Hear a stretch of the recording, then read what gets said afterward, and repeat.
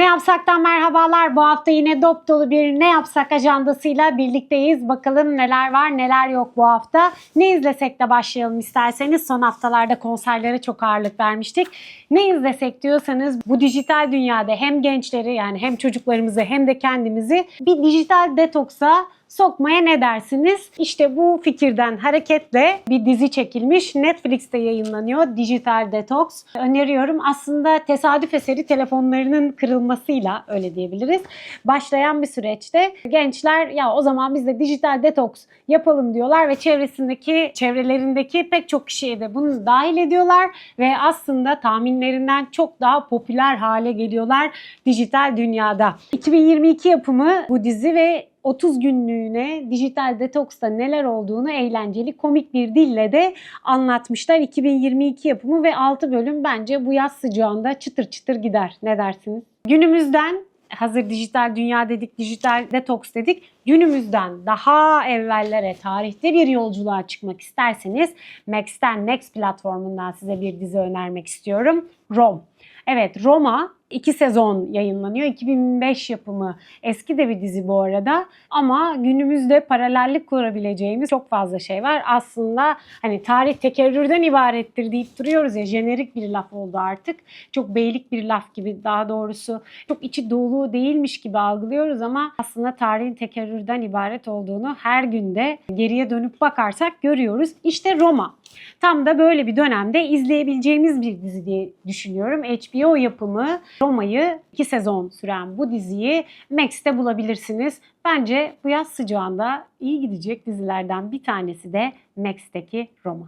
Bir önerim de Prime Video'dan. Prime Video'da da çok iyi filmler ve diziler var. Özellikle kült yapımların pek çoğunu bulabiliyoruz bu platformda. O yüzden sık sık da bunu söylüyorum zaten. Oscar ödüllü bir film önermek istiyorum. Eğer izlemediyseniz, izlediyseniz de bence güzel bir film. Özellikle bu kadın dayanışması, kadının gücünü, birlikte neler başarılabileceğini aslında göreceğimiz o kadın kardeşlik, sisterlık vesaire görebileceğimiz bir film. Tahmin ettiniz, evet, Little Women, Küçük Kadınlar. Küçük Kadınları Prime'de öneriyorum. Prime'da önermek istediğim bir dizi daha var. Bakarken karşıma çıkmıştı. Onu da bu hafta hemen söyleyeyim. Düğüm'ü hala izlemediyseniz öneriyorum. Sevgili Bergüzar Korel'in başrolünde oynadığı bu dizi çocuk yetiştirirken aslında nasıl ikilemlere düştüğümüzü ve özellikle de televizyon dünyasındaki bir isim için bunun ne kadar da zor olduğunu anlatan bir dizi. Bergüzar Korel inanılmaz altından kalkmış bu rolünde. Bu konuyla ilgili, daha doğrusu bu diziyle ilgili, düğümle ilgili röportajı da zaten kanalımızda bulabilirsiniz. Geçen yıl yayınladığımız röportajlardan bir tanesi Aysun Özde Başka Şeyler'in ilk röportajlarından bir tanesi hatta.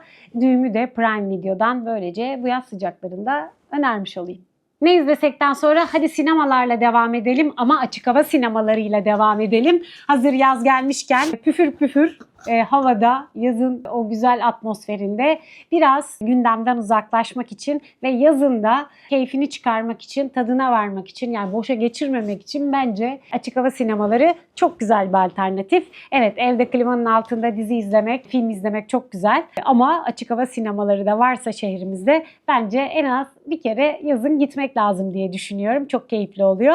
Ve İzmir'e gidelim. Çünkü İzmir'de Arkas Alaçatı'da açık hava film günleri başlıyor. Bu da ne kadar güzel. İzmir'de Alaçatı'da o yangının izlerini silmek hiçbir zaman çok mümkün değil. İzmir, Çeşme, canım memleketim, güzel İzmir yine alevlere teslim oldu ve cayır cayır yandı. Umarım tekrarlamaz, umarım önlemler alınır. Neticede önlem alındığında bu kadar büyük yangınların olacağına inanmıyoruz.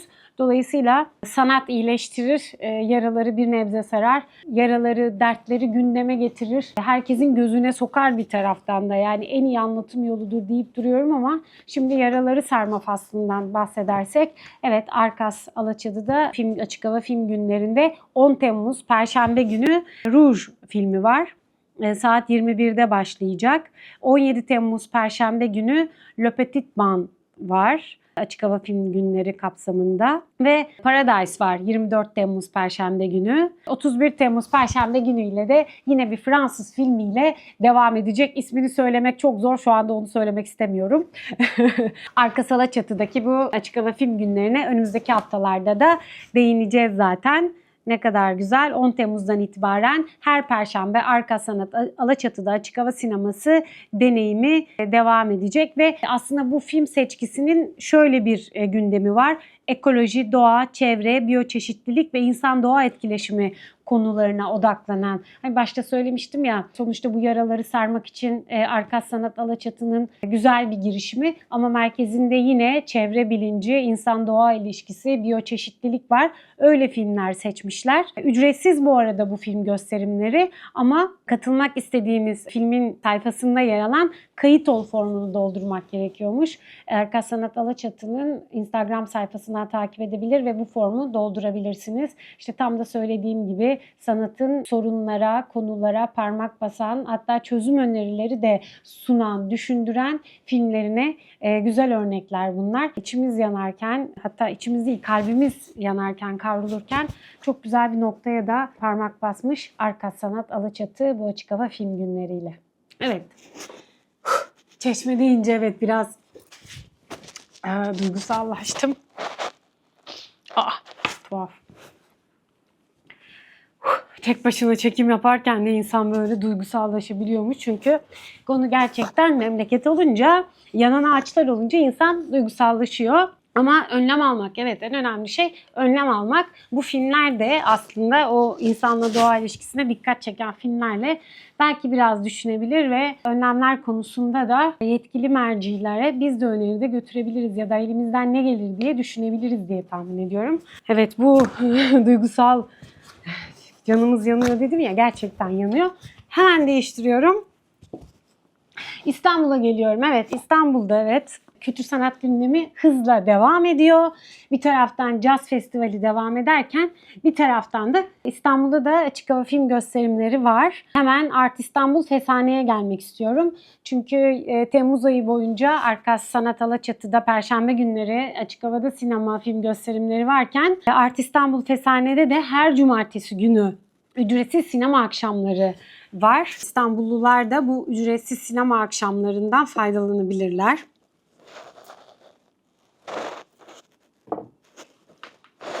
İstanbul'un en büyük kültür sanat ve etkinlik alanı Art İstanbul Fesane'de ücretsiz bu akşamlar.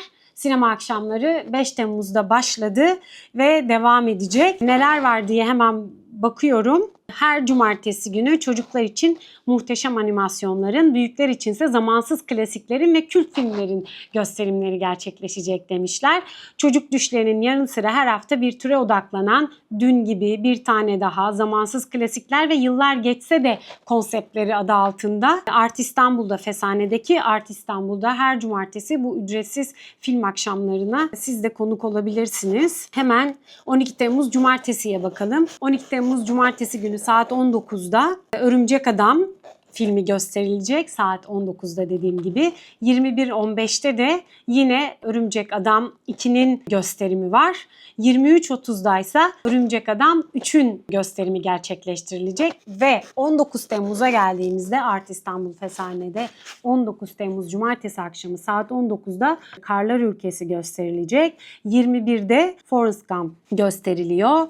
26 Temmuz Cumartesi'ye geldiğimizde de 19'da Çocuk Düşleri kapsamında Dalya ve Kırmızı Kitap gösterilecek. Saat 21'de ise Yıllar Geçse de konseptinde Neşeli Günler var. Ve böylece bu filmleri de Art İstanbul Fesane'deki film günlerinin programına da size sunmuş olduk ama hemen bakıyorum. Bunlara da bu filmlere de nasıl gideceğinizi tabii söyleyeyim tekrar. Evet, daha önce de bu film gösterimlerinde olduğu gibi ücretsiz biletleri İstanbul Senin uygulaması üzerinden temin edebilirsiniz. Geçen hafta da Müzede Suare'yi söylemiştim. İstanbul'un en güzel teraslarından biri Sakıp Sabancı Müzesi'ndeki Fıstıklı Teras ve bu Fıstıklı Teras'ta çok güzel sahneler kuruluyor. Gerek tiyatrolar için gerek sinemalar için ve bu sefer Müzede Suare ile American Express'le bir yaz gecesi sineması kuşağını anlatmak istiyorum. 9 Temmuz'da 30 Temmuz tarihleri arasında Sakıp Sabancı Müzesi Fıstıklı Teras'ta yaz gecesi sinemaları kuruluyor ve neler var hemen bakalım. 16 Temmuz Çarşamba akşamı Sil Baştan var. 2004 yapımı. Bu filmi hatırlayacaksınız. Biraz gündemden uzaklaşmak ve Fıstıklı Teras'ın o güzel atmosferinde Boğaz'dan gelen o serin rüzgarlar eşliğinde film izlemek için güzel. Sil Baştan da 2004 yapımı, biliyorsunuz, bir romantik komedi. Tekrar izlemek isterseniz Sakıp Sabancı Müzesi'nde Müzede Soare etkinliği kapsamında 16 Temmuz çarşamba akşamı izleyebilirsiniz. 23 Temmuz'da da Müzede Soare kapsamında Düş Yakamızdan filmi var ve 30 Temmuz çarşamba akşamı ise yine Sakıp Sabancı Müzesi'nde Fıstıklı Teras'ta Müzede Soare'de Mamma Mia var. Evet, Mamma Mia'da her zaman izlemekten çok keyif aldığım, üstelik açık havada izlenebilecek bence en güzel filmlerden bir tanesi. Konserlerle devam edelim mi? Ne dersiniz? Yaz deyince tabii bir de açık hava konserleri var. Açık hava sinemaları değil sadece. Açık hava konserleri de insanın yaşama sevincini artıran güzel bir etkinlik. O yüzden de yazın en azından bir konsere gitmek, açık havada bir film izlemek gerçekten paha biçilmez. Akılda kalan etkinlikler oluyor. Ben o yaz şuraya gitmiştim. Ben bu yaz buraya gittim. Biliyorum hepimiz çok yoğun çalışıyoruz.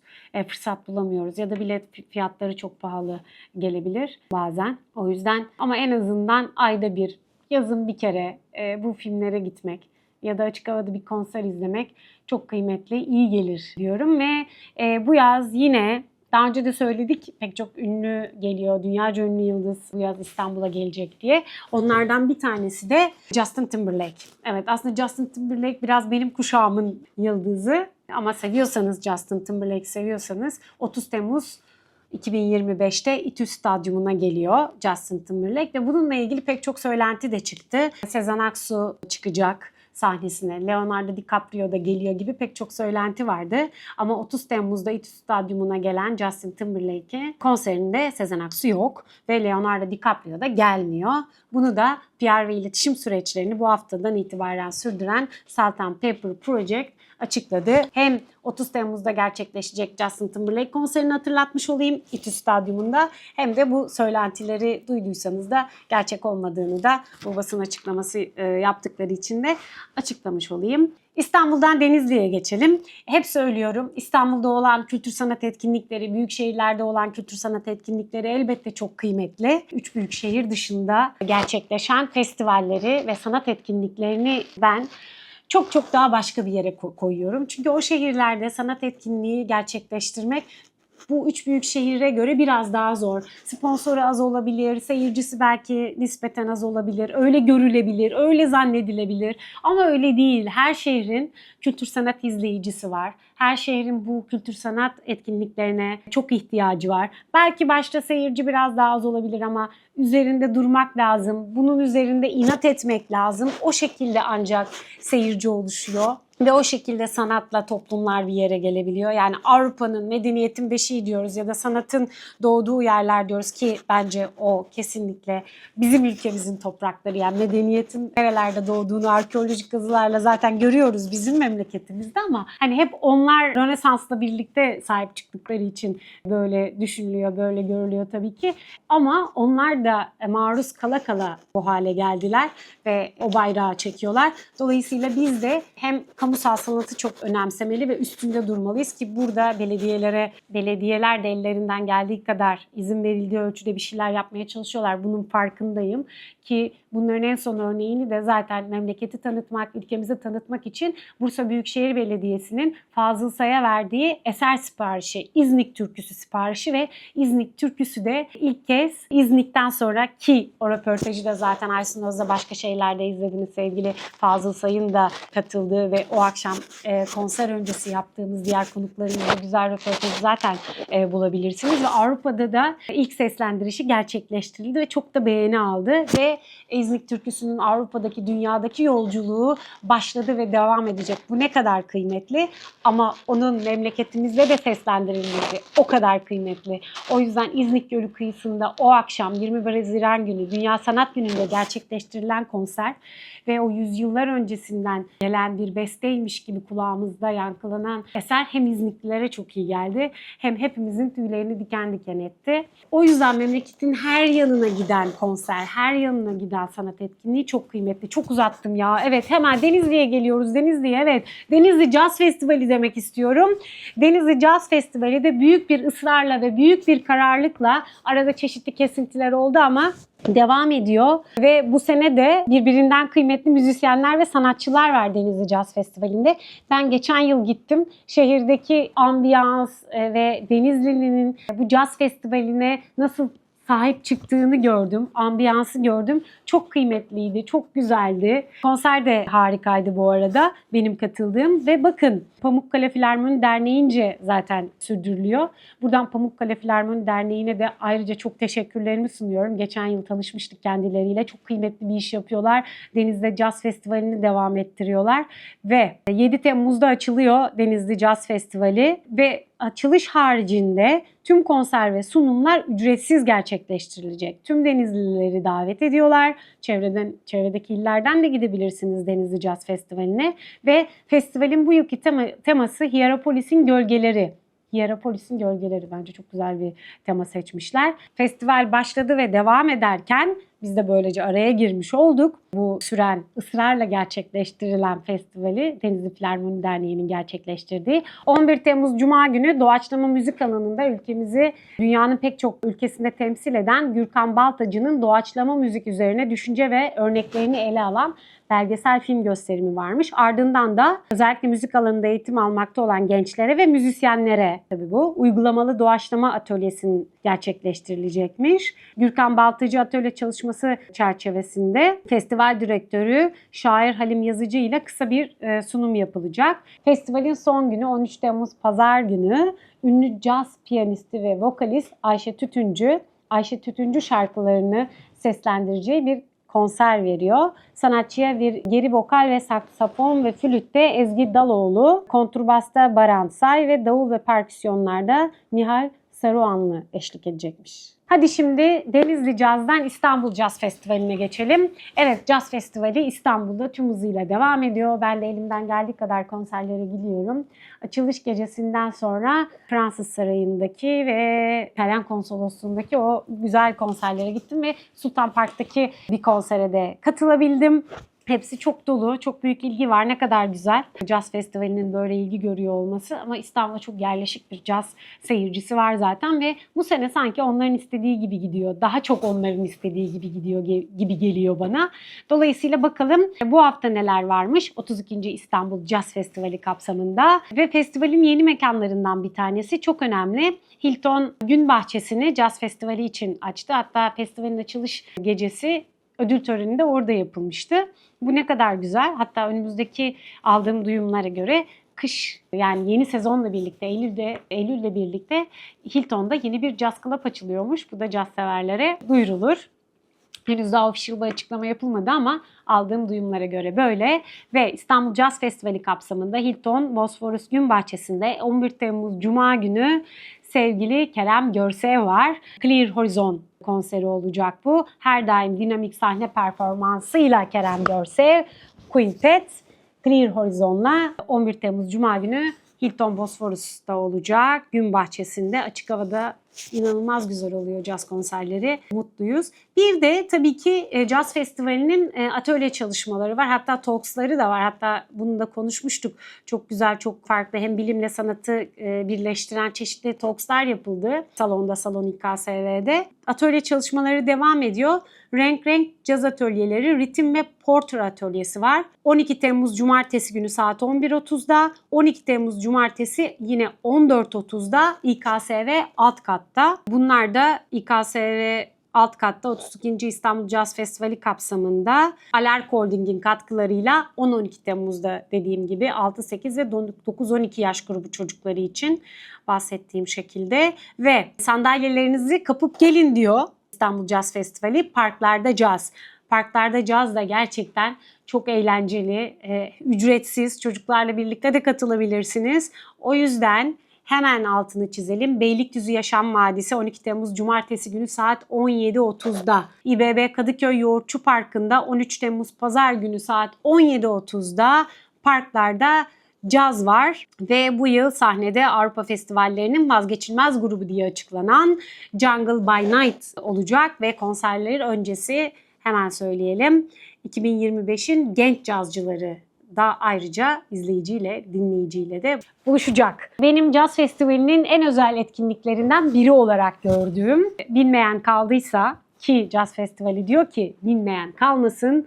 Caz vapuru kalkıyor arkadaşlar. Ne zaman? 13 Temmuz Pazar günü saat 11'de Kabataş İskelesi'nde. İnşallah ben de katılacağım. Geçen yıl yurt dışındaydım, katılamamıştım, ara vermiştim. Ama bu yıl ben de heyecanla bekliyorum.